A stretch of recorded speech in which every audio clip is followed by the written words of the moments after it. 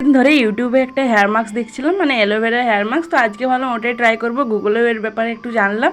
দেন তারপরে পরের দিন সকালবেলা চলে এসেছিলাম ছাদে, যেহেতু আমাদের বাড়িতে অ্যালোভেরা গাছ, তাই আর কি দুটো ডাল কেটে নিয়েছিলাম। এরপর আমি একটু ভালোভাবে এগুলো ধুয়ে নেব, আর যে রসগুলো লেগেছিলো সেগুলোকে আগে ভালো করে ছাড়িয়ে নেব। দেন তারপরে সাইড থেকে ভালোভাবে কেটে নেব, কারণ যদি সাইড থেকে ভালোভাবে ঠিক করে যদি না কাটা হয় তাহলে পাল্পটা যখন বেরোবে, মানে যে অ্যালোভেরা যে থলথলের অংশটা সেটা যখন বেরোবে তখন খুব মানে অপচয় হবে আর কি। তার জন্য প্রথমে সাইড দিয়ে কেটে নিলাম। দেন তবে হাতের মাধ্যমে মিশিয়ে নেব, আপনারা চাইলে মিক্সার গ্রাইন্ডারও মিশিয়ে নিতে পারেন। তার সাথে একটু সামান্য নারকেল তেল ব্যবহার করে নেব, মানে মিশিয়ে নেব আর কি।